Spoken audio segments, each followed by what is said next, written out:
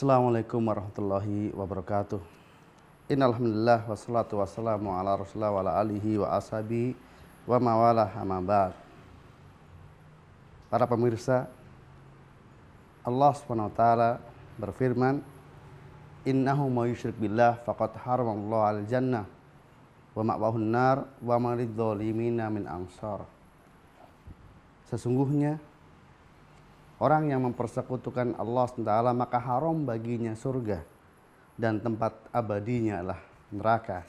Dan bagi orang-orang yang zalim itu yang musyrik itu, tidak akan ada yang seorang pun yang menolongnya.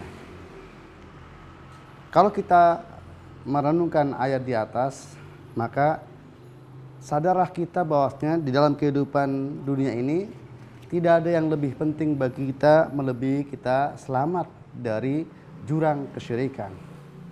Nah, para pemirsa, untuk kita bisa selamat dari jurang kesyirikan, di antara sebab yang terbesar adalah kita mengetahui tentang realita kaum musyrikin jahiliyah, kaum musyrikin yang dihadapi oleh Rasulullah Shallallahu Alaihi Wasallam.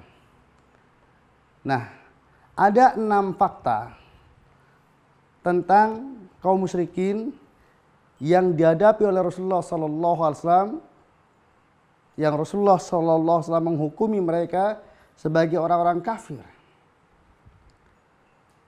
Apa saja ke-6 fakta tersebut? Yang pertama, bahwa mereka itulah beriman kalau Allah itu sebagai Tuhan mereka yang mengatur jagat raya ini, yang telah menciptakan mereka dan memberi rezeki kepada mereka. Allah berfirman, "May yarzuqukum minas sama'i wal ard, amma yamliku sam'a wal absar, wa man yukhrijul hayya minal mayyit, wa yukhrijal mayyita minal hayyi, wa man yudabbirul amra, fasayaquluna Allah." Katakanlah, siapakah yang telah memberi rezeki kepada kalian dari langit dan bumi? Siapakah yang kuasa menciptakan pendengaran dan penglihatan? Siapakah yang kuasa mengeluarkan yang hidup dari mati dan yang mati dari hidup? Dan siapakah yang kuasa mengatur segala urusan? Niscaya mereka akan menjawab Allah. Yang pertama. Kemudian yang kedua, bahwa ternyata mereka adalah orang-orang yang beribadah kepada Allah Subhanahu wa taala. Allah berfirman tentang mereka, "Wa minan nas may yattakhidhu min dunil andada yuhibbunahum kahubbillah."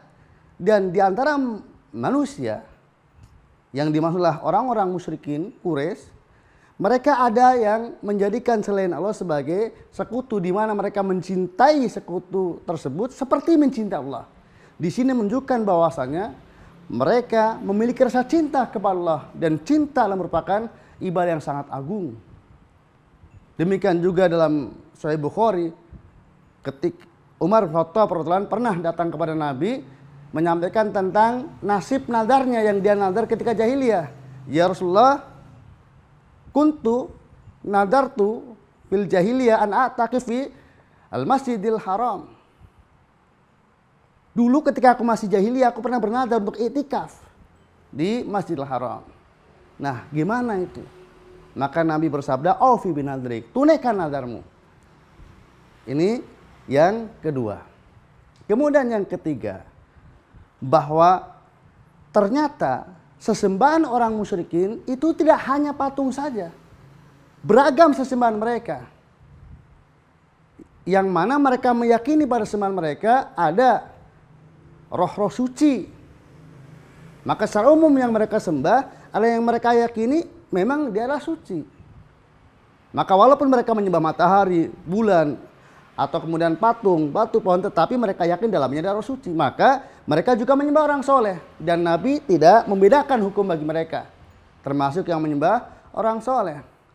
Dan ketika Allah berfirman, "Afaratum Lata wal Uzza wa manata salisatal ukhra," maka Lat adalah kuburan orang soleh yang dijadikan sembahan bagi mereka. Kemudian yang berikutnya, bahwa ternyata orang-orang musyrikin itu ketika mereka menyembah selain Allah SWT, apa tujuannya? semata-mata untuk mendekatkan diri mereka kepada Allah Subhanahu wa taala. Allah Subhanahu wa taala berfirman tentang mereka, walladzina takhudhu min duni awliya'a ma na'budum illa liqarribuna ila zulfa.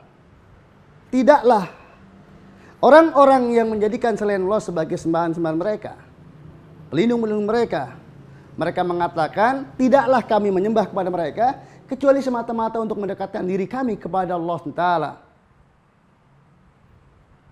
Kemudian fakta berikutnya yang kelima, bahwasanya ternyata mereka berbuat syirik itu hanya kalau dalam kondisi senang, kondisi lapang. Tetapi ketika dalam kondisi genting, kondisi gawat, kondisi menakutkan, mereka itu ikhlas. Mereka hanya kepada Allah berdoa, mereka hanya kepada Allah beribadah.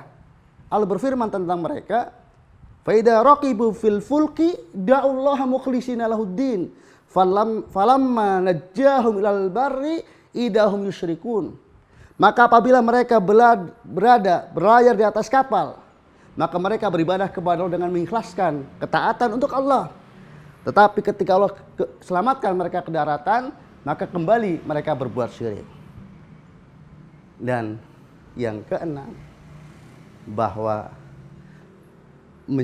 yang menjadi sandaran pokok mereka, mengapa mereka tetap dalam kesyirikannya, padahal sudah demikian penjelasan dari Rasulullah SAW, yaitu karena mereka senantiasa beralasan dengan itulah yang mereka dapatkan dari nenek moyangnya. Mereka mengatakan bahwa mereka mendapatkan dari nenek moyangnya dan mereka akan mengikutinya. Wa inna wajadna aba'ana ala ummatin wa inna ala asri muhtadin. Wa inna ala asri muhtadun. Sesungguhnya kami dapatkan nenek moyang kami berada dalam satu aliran, satu aktivitas keagamaan, dan kami akan senantiasa mengikuti petunjuk yang mereka tinggalkan. Nah, para pemirsa, apakah kita beda dengan mereka?